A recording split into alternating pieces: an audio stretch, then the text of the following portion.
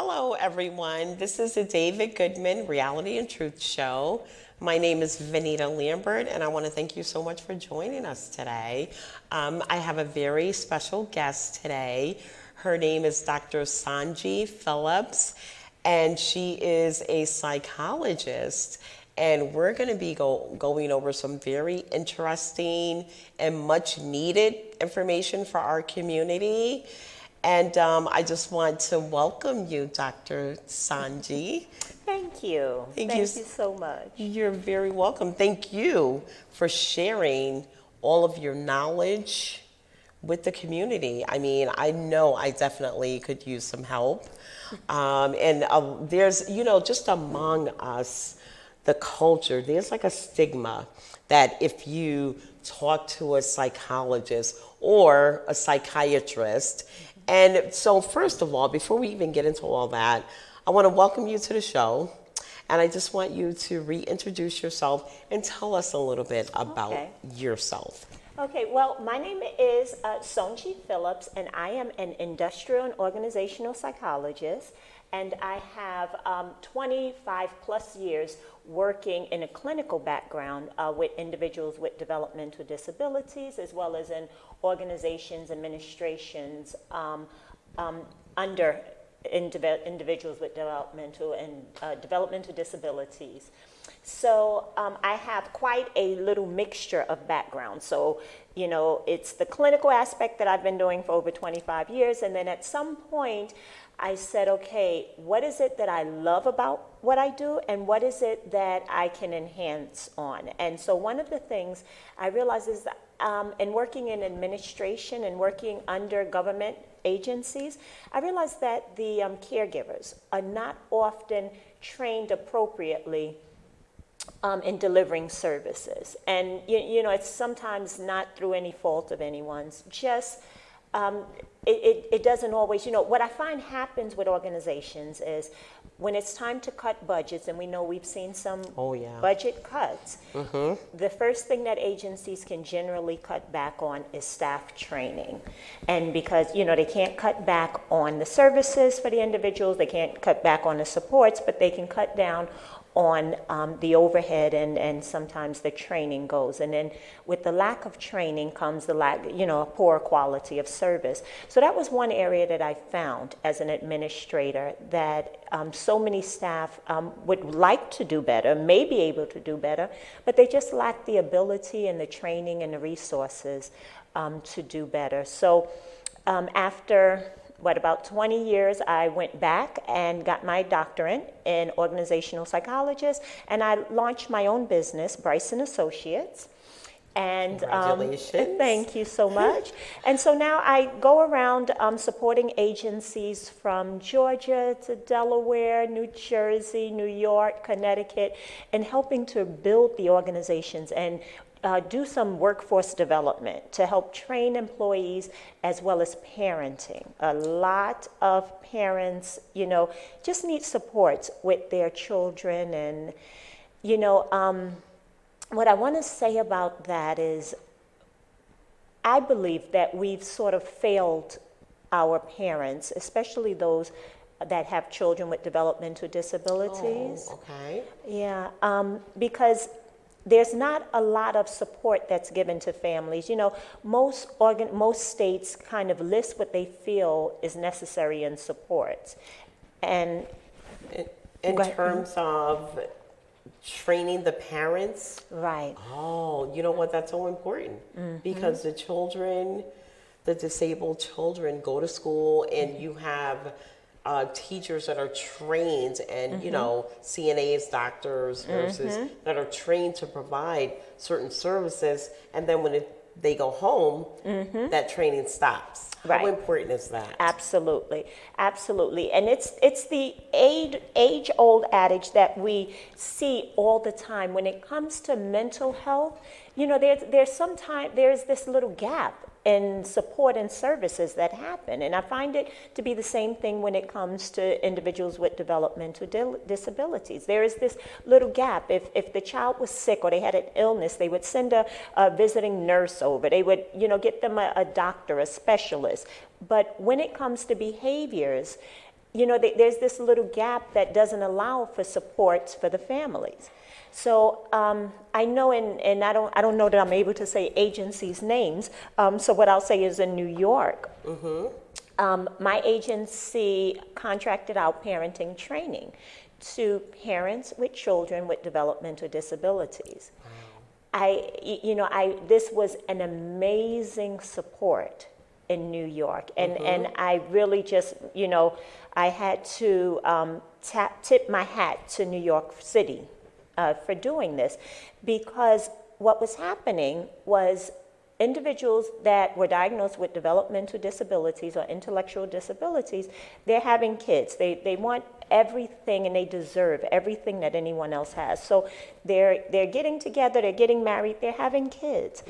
And so in some cases, they don't have the cognitive ability to know the skills in how to raise children. And I want to be honest with you, as a parent myself, when I had my first child, it was touch and go. It was, okay, I learned never to do that again, Oh boy, I can scare people with some of the stories that me and my husband went through. So I'm not going to say it, Right. DCF cannot come and get me. They're like 30 now.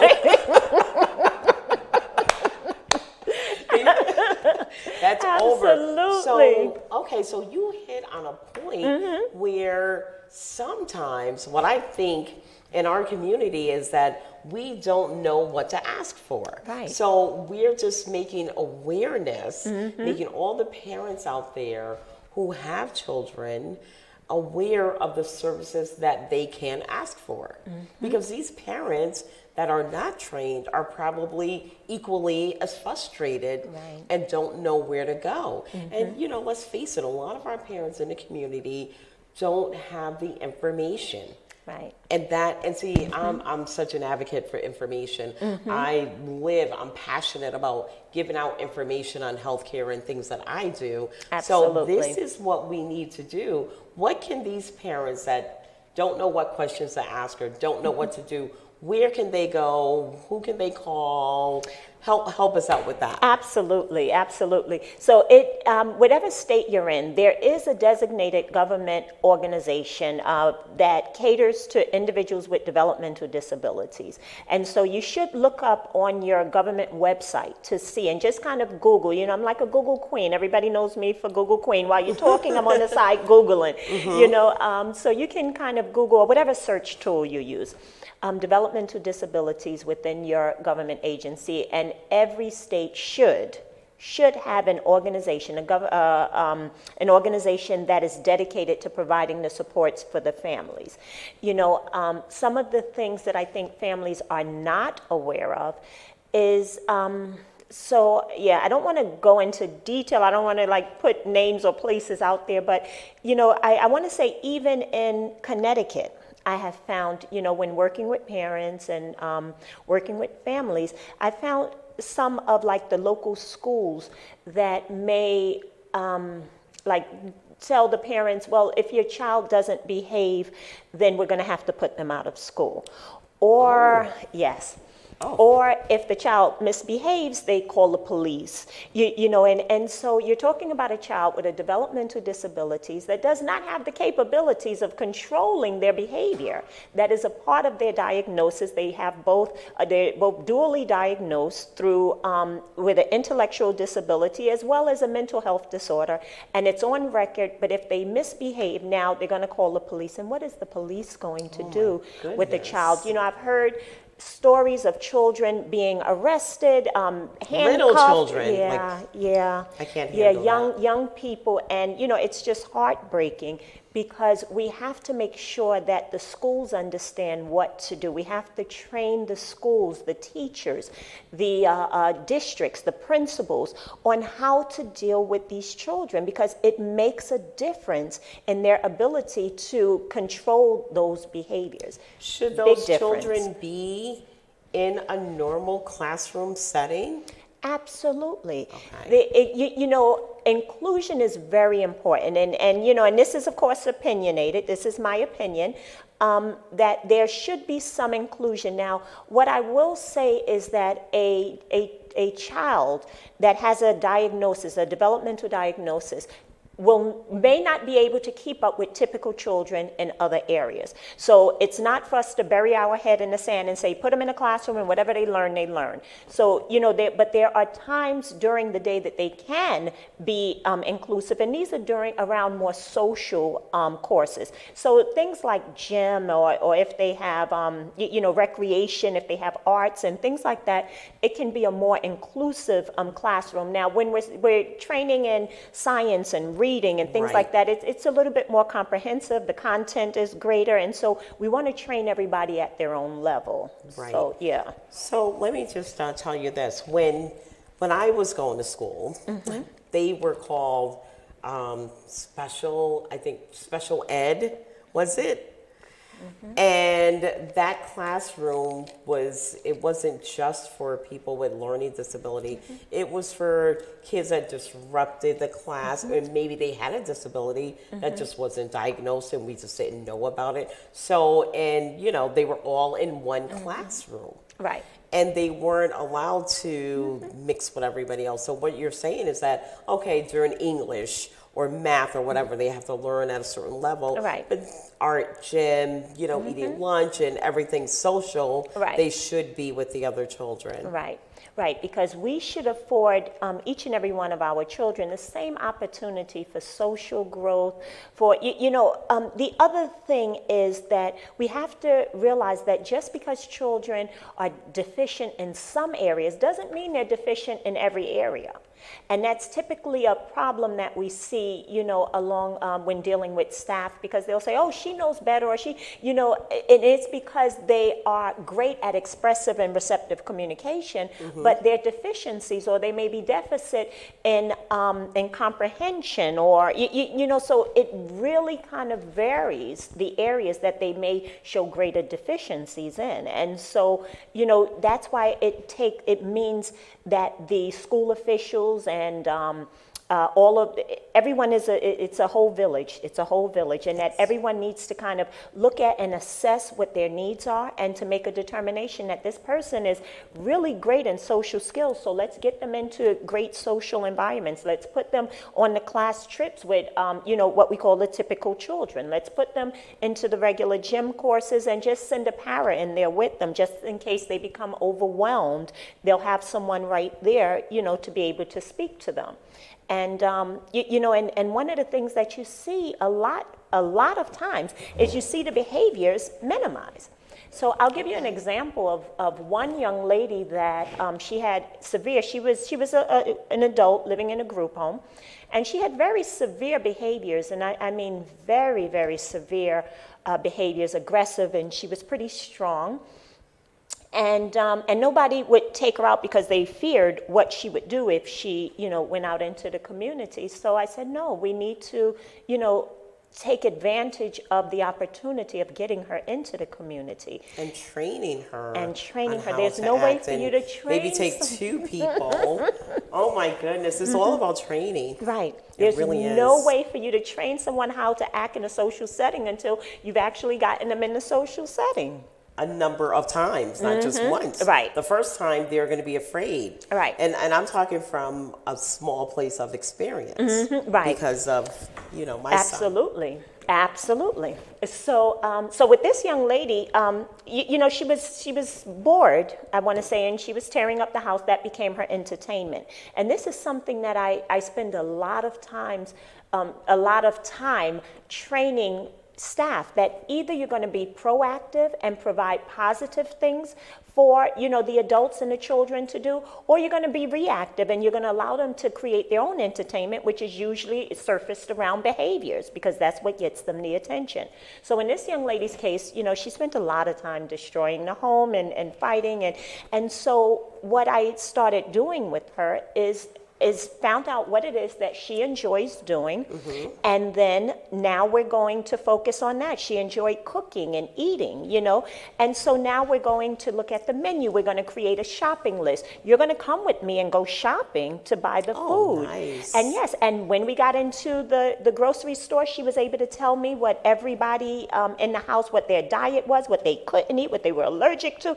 They couldn't believe that I said, of course, how else would I know? She had to have have told me that this one doesn't drink milk and that one doesn't like it, So, and so I took her shopping. We bought all of the food that was on the list that she created, and of course with assistance. And at some point, the supermarket was very, very crowded. And so as we're loading the food onto the belt, I looked up at her and I can see her face. This is something else that I tell people all the time. Know your individuals, know them. So when I looked at her face, I can clearly see that there was some anxieties going on. And so I walked closely to her and I said, "Are you okay?" She said, "I don't feel right now." So then I had her to look at me in my eyes. "Do you see me? We're standing here." And, and I kind of, got her out from around other people. And I said, "Do you see us? We're standing here. We're looking at each other. Who's here? Me and you. And she kind of repeated what I said. And I said, "Is there anything dangerous around us?" And she's like, "No." And I said, "Okay, don't look at the other people because you are in a good place. It's just me and you here." And so, just reassuring her and taking away everything else that she was looking at, because it can become overwhelming when you're looking in a supermarket and there are containers and boxes and people all over and shouting and, "Can you get this?" and a spill over here, So I think it became a little bit overwhelming for her. And then we stayed just like that until she was able to tell me, I'm good. Now, you may not realize it, but you just taught a technique on what to do. Like a self-training. Like if someone's at home listening and they get into a situation where someone's having anxiety because of a crowd or whatever, you just told them exactly what to do. Yeah. So we need tips like that. We need information in the community where, if a situation like that arises, you need to be able to take control and minimize the anxiety however you can. And just by what you just taught me was to take everybody out of the picture and have this individual just look right at you. So you're already training. She's going to be here every single month. Look at that. She's already training us. So you can give us some little techniques, whether you know it or not, every single month when you come through, on what we can do in the home right now before we call the state or whatever. Right. Because there's situations happening right now.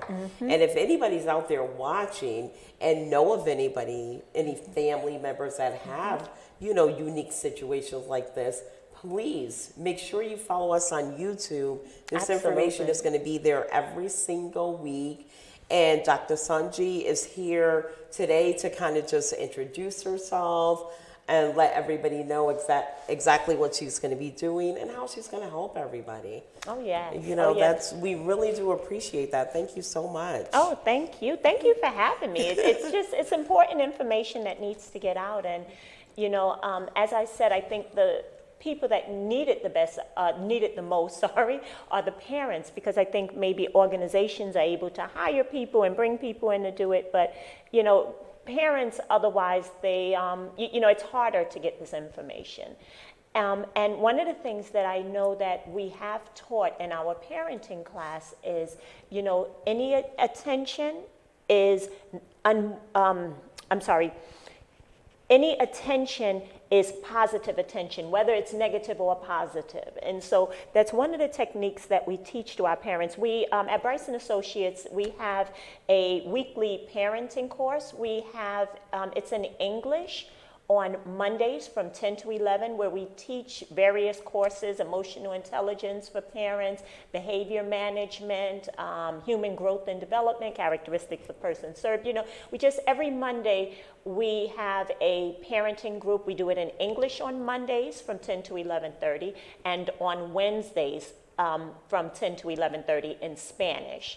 And these are free courses. We just offer them because we want the community to know and to understand. And we get such great feedback from the parents that participate. So, if you're available on a Monday morning and if you're Spanish speaking, on a Wednesday morning, we offer the same courses. So, please feel free. Please feel free to look us up at BrysonAssociates.com and register for some of the courses. And, these are some of the tips that we teach, that, any attention is good attention to a child that's trying to get attention. And so with that being said, we want to make sure that we don't feed into the behaviors that are exhibited. We want to make sure that, and so you know what? Let me be just a little bit more specific, because I know that was a very general statement that I just made, right? I was going to say, that's okay. We was very have you every general. month. We'll ask questions. Right.